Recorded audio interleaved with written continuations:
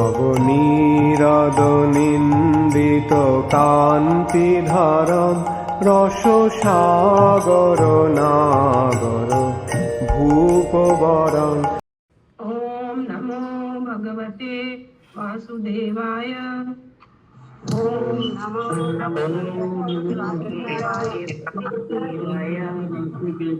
ओम नमो भगवते वासुदेवाय।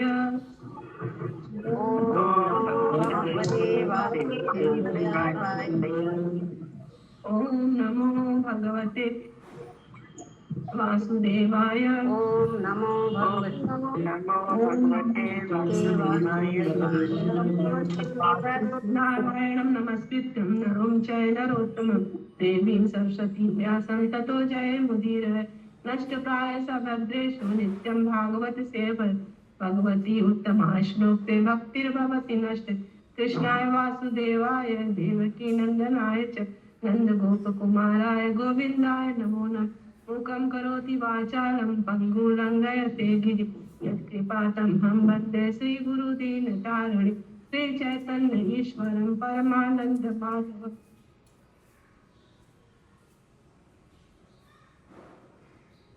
हरे कृष्णा, सभी का स्वागत है। आज हम लोग स्कंद 5 अध्याय 19 श्लोक संख्या 14 से आज हम लोग रीडिंग करेंगे।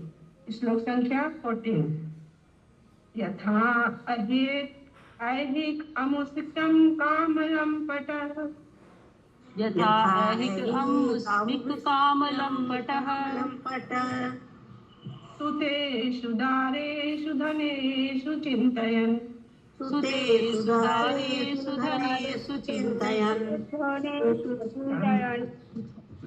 संकेत विद्वान् कुकलेवरया आत्याद्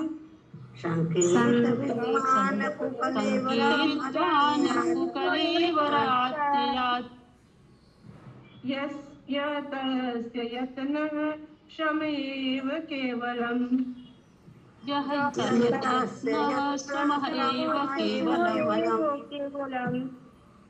अनुवाद। सामान्य रूप से भौतिकवादी जन अपने वर्तमान तथा भावी शारीरिक सुखों में अत्यंत लिप्त रहते हैं, अतः वे अपनी पत्नी, संतान तथा संपत्ति के विचारों में सदैव मग्न रहते हैं और इस मलमूत्र से भरे हुए शरीर को त्यागने से भयभीत रहते हैं। यदि कृष्ण भक्ति में संलग्न व्यक्ति भी अपने देह त्याग से भयभीत हो तो फिर शास्त्रों के अध्ययन में किए गए परिश्रम का क्या लाभ? यह केवल समय की बर्बादी है। तात्पर्य: मृत्यु के समय भौतिकवादी व्यक्ति अपनी पत्नी तथा संतान के विषय में सोचता है। वह इसी सोच में डूबता उतराता रहता है कि उसकी मृत्यु के पश्चात उनकी देखभाल कौन करेगा और वे कैसे रहेंगे। अतः वह कभी भी शरीर नहीं छोड़ना चाहता, वरन वह जीवित रहकर अपने समाज, परिवार, मित्र इत्यादि की सेवा करते रहना चाहता है। अतः उसे चाहिए कि योगाभ्यास द्वारा ऐहिक संबंधों से विरक्त हो जाए। यदि भक्ति योग की साधना तथा वैदिक साहित्य के अध्ययन के पश्चात भी मनुष्य इस कुदेह का, जो मन के कष्टों की जड़ है, परित्याग करने से भयभीत होता है, तो आध्यात्मिक जीवन में उन्नति का प्रयास करने से क्या लाभ?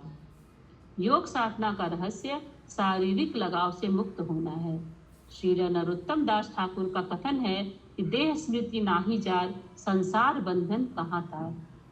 जिस मनुष्य को अभ्यास के द्वारा दैहिक चिंताओं से मुक्ति मिल जाती है, उसे अधिक काल तक बद्ध जीवन नहीं बिताना पड़ता। ऐसे व्यक्ति का बंधन से छुटकारा हो जाता है। कृष्ण भावनामृत में लगे व्यक्ति को बिना किसी भौतिक आसक्ति के पूर्ण रूपेण अपना भक्ति कार्य संपन्न करना चाहिए, तभी उसकी मुक्ति निश्चित है। हरे कृष्ण। हरे कृष्ण। किसी का कोई प्रश्न है? श्लोका 15। ततना प्रभो त्वं कुकलेवर अर्पिताम्। ततना प्रभो त्वं कुकलेवर अर्पिताम्। त्वत्मायया अहं ममताम् अलोक्षज। त्वत्मायया अहं ममताम् अलोक्षज। निन्दामेनाशु वयं सुदुर्विदाम्। सममहीनासु वयं सुदुर्भिदाम् विधेहि योगं त्वयि स्वभावमिति। विधेहि योगं त्वयि न स्वभावमिति।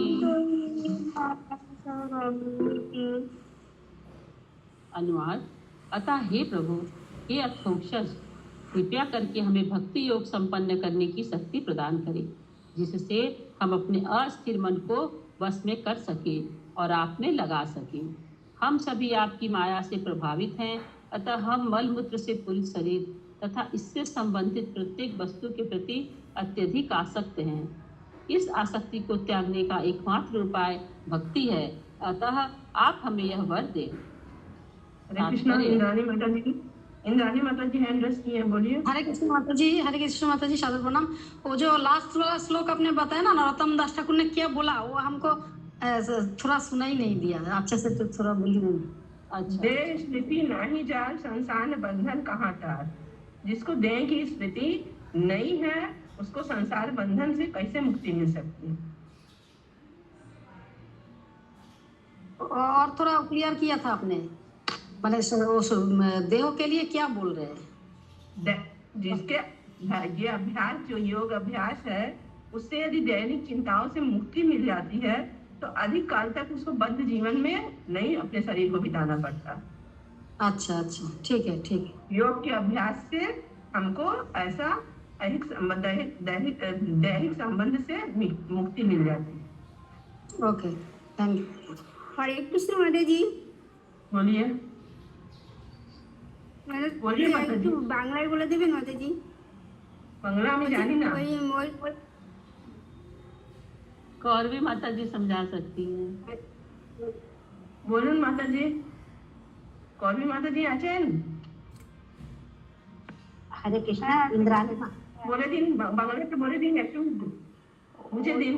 যে আপনি যে বলেছিলেন ওটাই ঠিক, যিনি ভগবত ভক্তি অনুশীলনের ফলে দেহের আবশ্যকতাগুলো উৎকণ্ঠা থেকে মুক্তি হয়েছে তার সংসার বন্ধন সমাপ্ত হয়েছে। মানে যিনি ভগবত ভক্তি অনুশীলন করেন, মানে সবসময় ভগবানের চিন্তা করেন, ভগবানের নাম গুণকীর্তন করেন, এইসব যদি কেউ করেন তাহলে তার কি ফল হবে না, দেহের আবশ্যকতাগুলো উৎকণ্ঠা থেকে মুক্তি হয়ে যাবে। তখন দেহের আজকে এটা হয়েছে, কালকে ওইটা হয়েছে, এই যে উৎকণ্ঠা নিয়ে তিনি বেঁচে আছেন সেগুলো থেকে মুক্ত হয়ে যাবেন।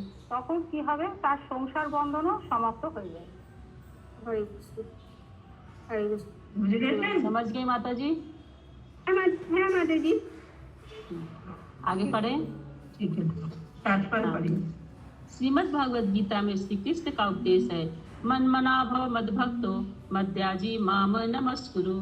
सदैव श्री कृष्ण का चिंतन, भक्ति में सेवा में लगे रहना, सदैव श्री कृष्ण की पूजा करना और उनको नमस्कार करना, ये पूर्ण योग क्रिया के अंतर्गत आते हैं। इस योग क्रिया को किए बिना इस मल मूत्र से पूरित शरीर के प्रति मोह को त्याग पाना दुष्कर है। योग की सिद्धि इसी में है कि देह के प्रति जो भी मोह है उसे भगवान श्री कृष्ण के प्रति अनुरक्ति में परिणत कर दिया जाए। हम भौतिक सुख में अत्यधिक लिप्त हैं, किंतु जब हम वही आसक्ति भगवान श्री कृष्ण के प्रति स्थानांतरित कर देते हैं तो हमारे उद्धार का मार्ग प्रशस्त हो जाता है। मनुष्य को चाहिए कि इसी योग प्रक्रिया का पालन करे, अन्य कोई क्रिया का नहीं। हरे कृष्ण। योग क्रिया क्या है? सदैव कृष्ण का चिंतन, भक्ति में व्यस्तता, सदैव कृष्ण की पूजा करना, उनको नमस्कार करना, यही योग की क्रिया है। तो इस क्रिया को किए बिना कोई शरीर को प्रति जो मोह है वो त्याग नहीं कर सकता। इसलिए योग की सिद्धि इसी में है, देह के प्रति जो भी मोह है उसको कृष्ण की शरण में हम लोग लगा दें। जैसे कि अपने शरीर का प्रत्येक अंग भगवान की सेवा में लगा देना। श्लोक है ना कि हाथ से भगवान का सेवा कर, चरण स्पर्श करने के लिए, नाक उनके चरणों में पड़ा हुआ फूल सूंघने के लिए, हाथ से झाड़ू बुहारना उनके मंदिर में। तो हमने हमारे शरीर का प्रत्येक अंग भगवान की सेवा में लगा देना। अम्बरीश महाराज जी का। हाँ। श्लोक संख्या 16। भारते अपि अस्मिन् वर्षे सरिच्छला सन्ति बहवे मलयो मंगल प्रस्थो भारते भारतवर्षे शैला सन्ति बहवो मलयो मंगल प्रस्थो बहवो मलयो मैनाक ऋषभः कूटकः कुण्डकः स देवगिरीश मुखः मलया मंगल प्रस्थ मैनाक त्रिकुट कूटक कोलकः सह्य देवगिरीशमुखः श्रीशैलो वेंकटो महेंद्रो वारिधारो विंध्य श्रीशैलो वेंकटो महेंद्रो वारिधारो विंध्यः मांडृक्षगिरी पारियात्रो जोड़स्य चित्रकूटो गोवर्धनो रैवतकः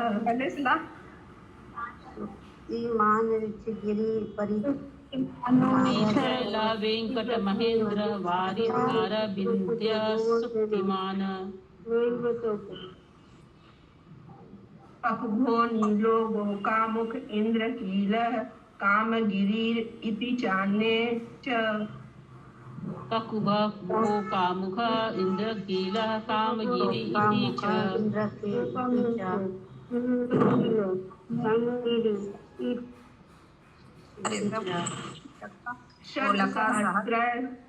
शतसहस्र शैलास तेषां नितंब प्रभवा नदा नदश्च सन्तस्य संख्याताः सत्सहस्रशैला तेषां नितंब प्रभवा नदाः नद्यः च सन्ति असंज्ञाताः।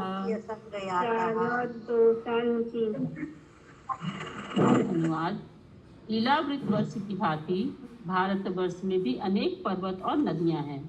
कुछ पर्वत इस प्रकार है: मलय, मंगलप्रस्थ, मैनाक, त्रिकुट, ऋषभ, कूटक, कोल्लक, सह्य, देवगिरी, ऋष्यमुख, श्रीशैल, वेंकट, महेंद्र, वारिधारा, विंध्य, सुक्तिमान, ऋक्षगिरी, परियात्र, द्रोण, चित्रकूट, गोवर्धन, ऐवतक, ककुभ, नील, गोकामुख, इंद्रकील तथा कामगिरी। इनके अतिरिक्त अनेक पहाड़ियां हैं जिनकी ढालों से अनेक बड़ी तथा छोटी नदियां निकलती हैं। हरे कृष्ण। हरे कृष्णा। तो कुछ पर्वत का नाम दिया हुआ है। भारतवर्ष में अनेक पर्वत और नदियां हैं। तो रीछगिरी, इलावट वर्ष की भात, रीछगिरी, परियात, द्रोण, चित्रकूट, गोवर्धन, ऐसा करके बहुत सारा पर्वत और नदियां सब नाम दिया हुआ है। श्लोक संख्या 17 और 18 एक साथ है। एतासाम अपो भारत प्रजा नाम अभिरेव पुनन्ति नामात्मना। एतासाम अपो भारत प्रजा नाम अभिरेव पुनन्ति नाम च उपस्पृशन्ति आत्मना च उपस्पृशन्ति। चंद्रवसा ताम्रपर्णी अवटोदा पित्तमाला वहैसी कावेरी वड़ी एड़ी पयस्वनी। चंद्रवंशा ताम्रपर्णी अवटोसा कृतमाला वैहायसी कावेरी वेणी पयस्विनी। सरकरा वर्ता तुंग भद्रा कृष्णा वेण्या भीमरथी गोदावरी। सरकरा वर्ता तुंगभद्रा कृष्णा वेण्या भीमरथी गोदावरी। निर्विंध्या पयोशुली तापी रेवा सुरसा नर्मदा चर्मवती सिंधुरंध। निर्विंध्या पयोष्णी तापी रेवा सुरसा नर्मदा चर्मण्वती सिंधु अंध शोणः च। षोडश नदो महानदी वेद स्मृति ऋषि कुल्या त्रिशामा कौशिकी मंदाकिनी। शोणा च नदौ महानदी वेदस्मृति ऋषि कुल्या त्रिशामा कौशिकी मंदाकिनी। यमुना सरस्वती दृशवती गोमती सरयू रोधस्वती सप्तवती। जमुना सरस्वती रिस्वती गोमती शरयू रोधस्वती सप्तवती सुषोमा सुषोमा सतस्व उस चंद्रभागा मरुद्धुता वितस्तता आशिखनी विस्मृति महानद्य सुषोमा सत्तु चंद्रभागा मरुद्वृथा वितस्ता असि वनी विश्वाति महानद्यः। अनुवाद: नदियों में से दो नदियां ब्रह्मपुत्र तथा सोन नद अथवा महानदियां कहलाती हैं। अन्य प्रमुख बड़ी नदियां इस प्रकार हैं: चंद्रवशा, ताम्रपर्णी, अवटोदा, कृतमाला, वैहायसी, कावेरी, वेणी, पयस्विनी, शर्करावर्ता, तुंगभद्रा, कृष्णवेण्या, भीमरथी, गोदावरी, ऋषिकुल्या, त्रिशामा, कौशिकी, मंदाकिनी, यमुना, सरस्वती, दुष्वती, गौतमी, सरयू, दुष्वती, गोमती, शरयू, रोधस्वती, सप्तवती, सुषोमा, शतद्रु, चंद्रभागा, मरुद्धा, वितस्ता, आसीवनी तथा विश्वा। भारतवर्ष में अनेक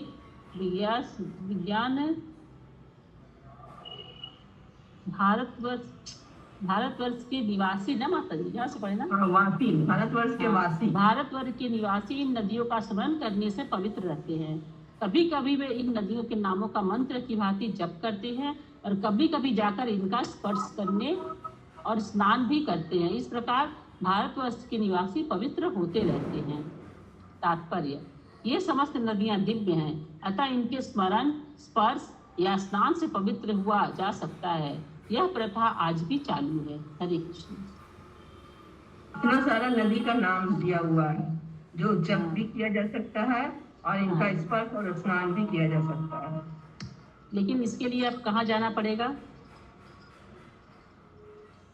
संभव हो सके गंगा में, जमुना में, सभी पूरे भारत का हम लोग को परिक्रमा करना पड़ेगा। पूरे भारत भी नहीं मालूम चलेगा, इतनी छोटी छोटी जब नदियां हैं तब पता भी नहीं लगेगा कि कहाँ से कहाँ तक। हाँ, ब्रह्मपुत्र सोन तो यूपी और बिहार में है। अच्छा, गंगा माँ का नाम किस रूप से आया माता जी इसमें? किसका? मंदाकिनी। गंगा जी का मंदाकिनी गोदावरी भी आया है। मंदाकिनी गोदावरी अलग है ना, मंदाकिनी अलग। यमुना, सरस्वती, दुष्वती, गोमती, सरयू भी आया है। वही तो तमसा नदी में चंद्रभागा, ये सब तो नदियां ही हैं।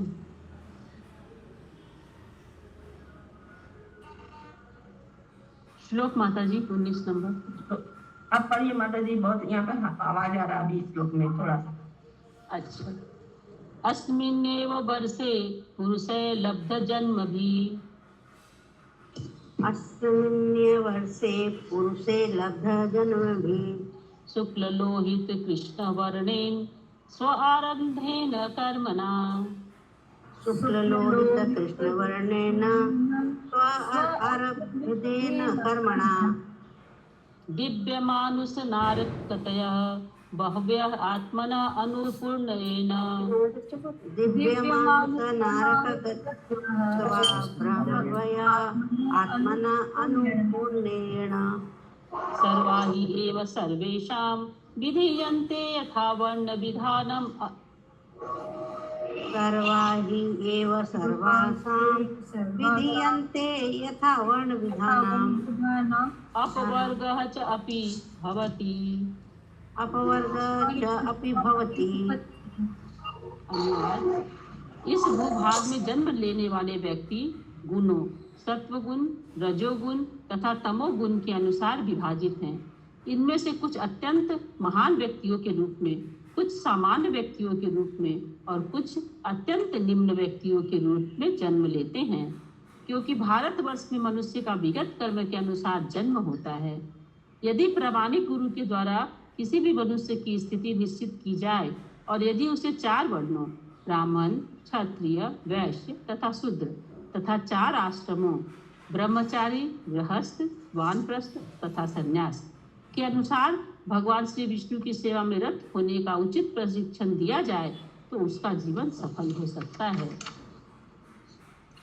तात्पर्य: अधिक जानकारी के लिए श्रीमद् भागवत गीता 14.18 तथा 18.42 to 45 देखना चाहिए।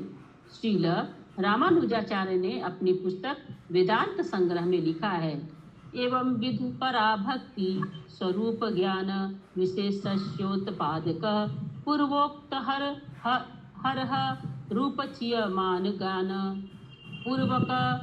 पूर्वक कर्मानुग्रहित भक्ति योग एव यथोक्तम भगवता पराशरेण वर्णाश्रमेति निखिल जगद उद्धारणायां वनीतले अवतीर्णं परम ब्रह्मभूतं पुरुषोत्तम स्वयं एतत् उक्तवान् स्वकर्म निरतः सिद्धिं यथा विन्दति तच्छृणु यतः प्रभृति भूतानां येन सर्वं इदं ततं स्वकर्मणा तमभ्यर्चं सिद्धिं विन्दति मानवः।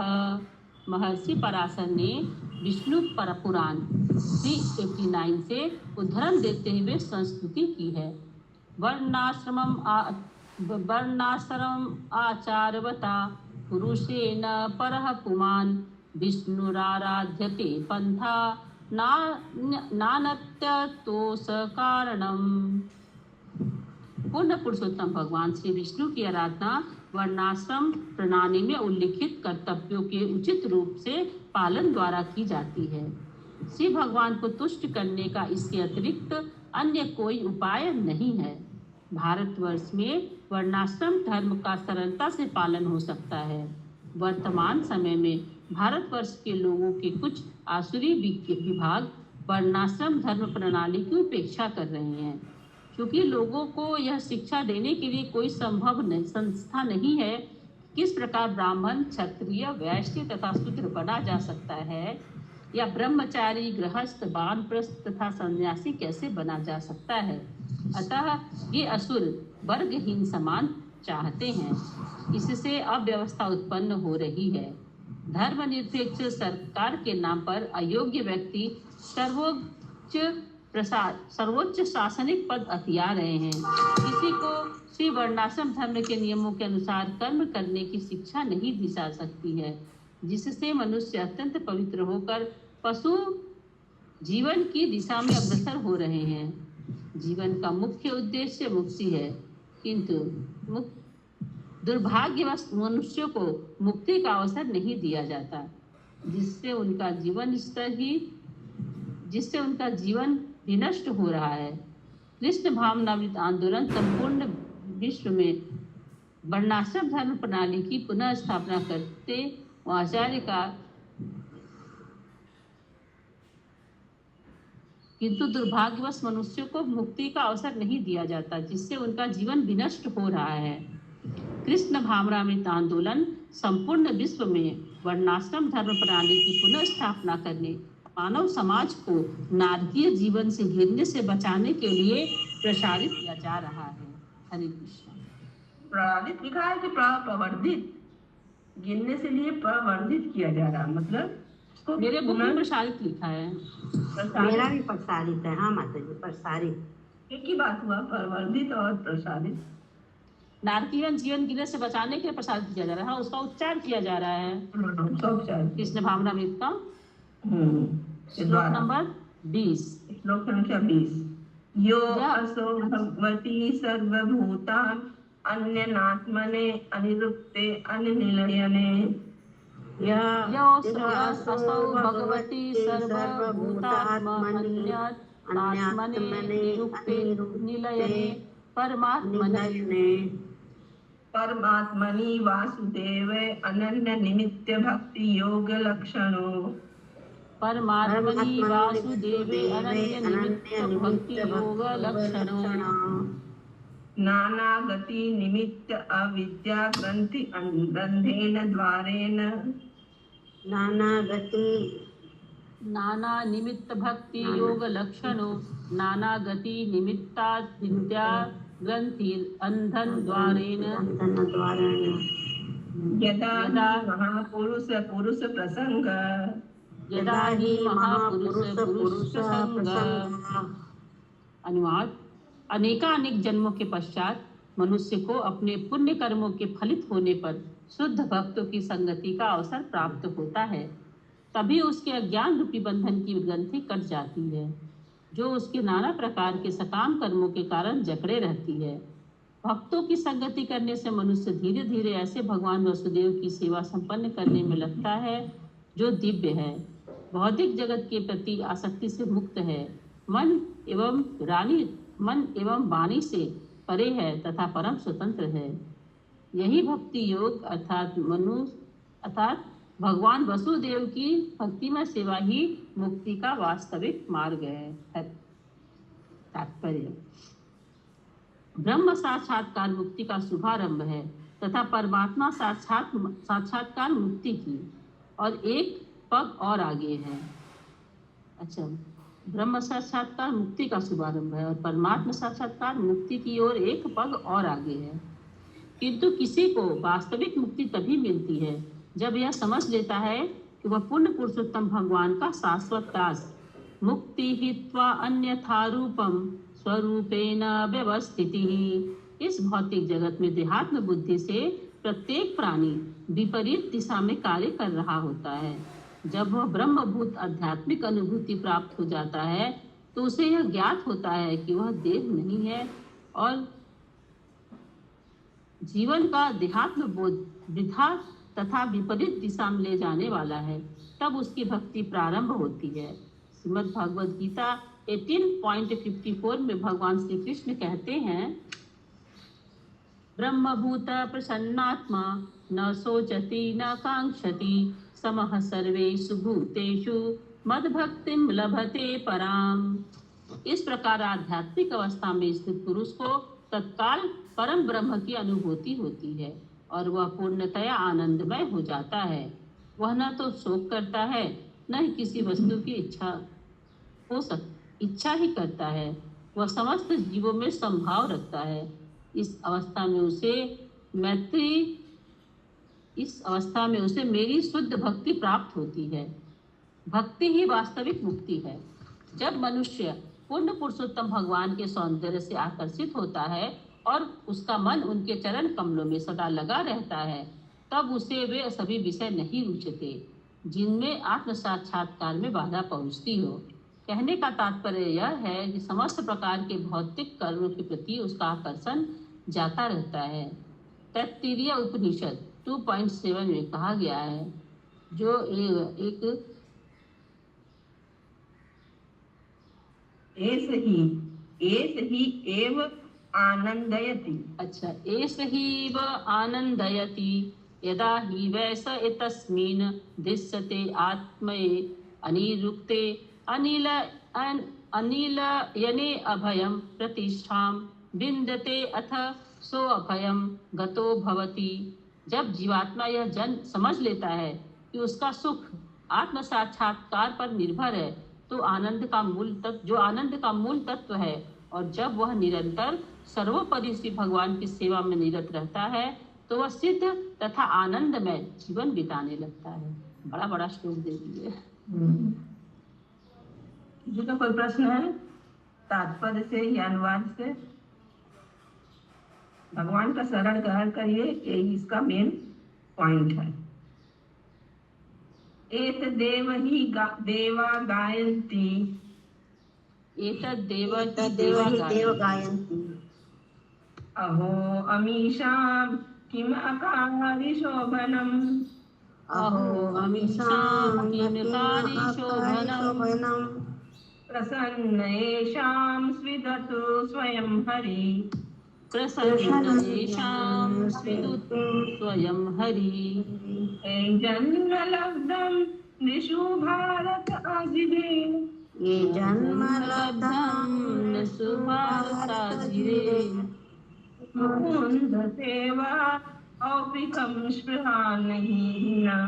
मुकुंद सेवोपैकं स्त्रियहीनः। अनुवाद। चूंकि आत्म साक्षात्कार के लिए मनुष्य जीवन ही परम पद है, अतः स्वर्ग के सभी देवता इस प्रकार कहते हैं। इन मनुष्यों के लिए भारतवर्ष में जन्म लेना कितना अद्भुत है। उन्होंने भूतकाल में अवश्य ही कोई तप किया होगा, अथवा पूर्ण पुरुषोत्तम भगवान स्वयं इन पर प्रसन्न हुए होंगे, अन्यथा वे इस प्रकार से भक्तिमय सेवा में संलग्न क्यों कर होते। हम देवतागण भक्ति करने के लिए भारतवर्ष में मनुष्य जन्म ग्रहण करने की मात्र लालसा कर सकते हैं, किंतु ये मनुष्य पूर्व से भक्ति में लगे हुए हैं। श्री चैतन्य चरित्रामृत आदि 9.41 में इन सजावट इन तथ्यों की विशद व्याख्या है।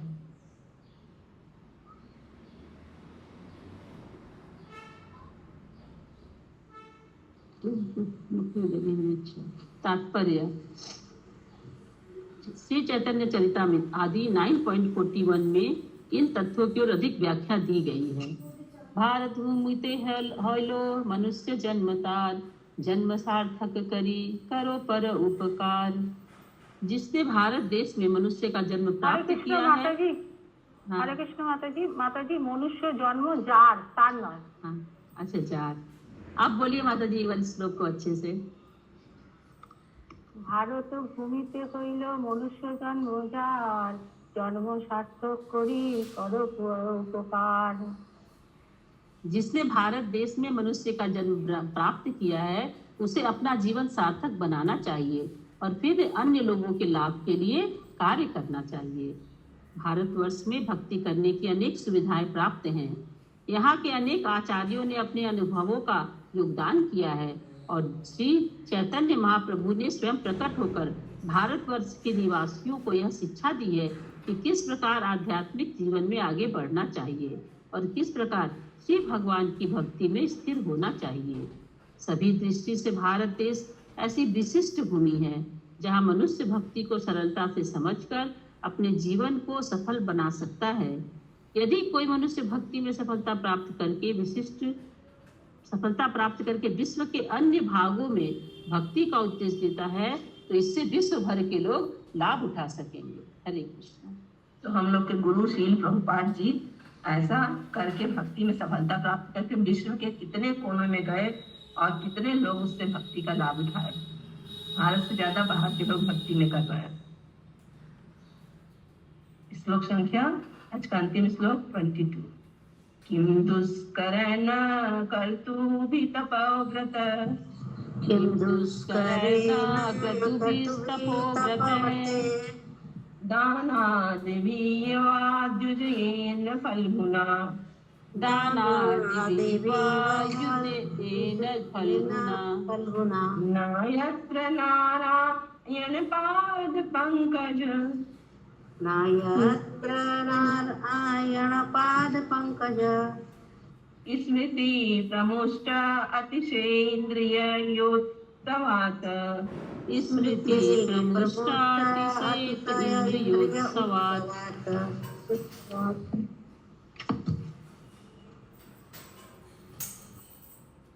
देवता अनुवाद। देवता आगे कहते हैं, वैदिक यज्ञों के करने, तप करने, व्रत रखने तथा दान देने जैसे दुष्कर कार्यों के करने के पश्चात ही हमें स्वर्ग में निवास करने का यह पद प्राप्त हुआ है। किंतु हमारी इस सफलता का क्या महत्व है। यहाँ हम निश्चय ही भौतिक इंद्रिय तृप्ति में लगे हुए हैं, अतः भगवान नारायण के चरण कमलों का स्मरण तक नहीं कर पाते। अत्यधिक इंद्रिय तृप्ति के कारण हम उनके चरण कमलों को लगभग विस्मृत ही कर चुके हैं। देवता लोग भी देखिए पश्चाताप कर गए हैं कि हम लोग इतना यज्ञ किए, तप किए, व्रत किए, दान किए और हमें स्वर्ग प्राप्त करने का प्राप्त हुआ है, निवास करने का, लेकिन हमारा इसमें क्या सफलता है, कोई महत्व नहीं है।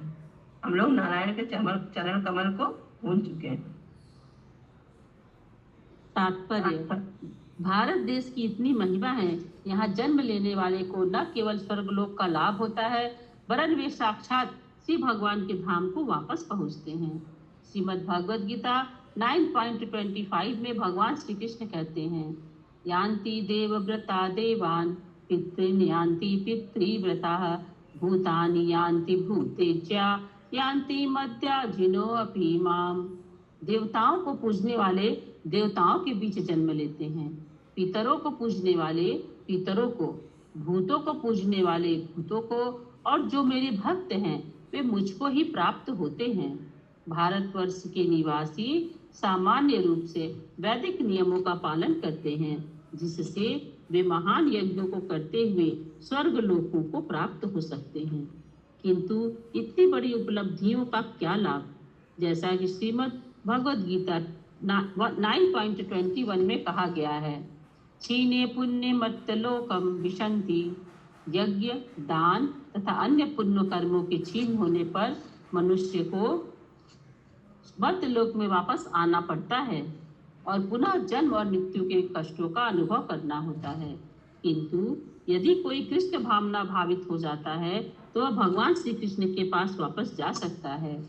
यान्ति मद्या जिनो अपि माम। अतः देवताओं को इस बात का भी दुख है कि वृथा ही वे स्वर्गलोक के उच्च पद पर स्थित हैं। स्वर्गलोक के निवासियों को इस बात का खेद है कि वे भारतवर्ष की भूमि में जन्म लेने पर भी उसका पूरा लाभ नहीं उठा सके। इसके विपरीत वे उच्च स्तर की इंद्रिय तृप्ति के लोभ में आकर मृत्यु के समय भगवान नारायण के चरण कमलों को भूल जाते हैं। निष्कर्ष यह है कि जिसने भारतवर्ष में जन्म लिया है उसे पूर्ण पुरुषोत्तम भगवान द्वारा दिए गए आदेशों का पालन करना होगा। यद् गत्वा न निवर्तन्ते तद्धाम परमं मम। मनुष्य को चाहिए कि वह पूर्ण पुरुषोत्तम भगवान के और अधिक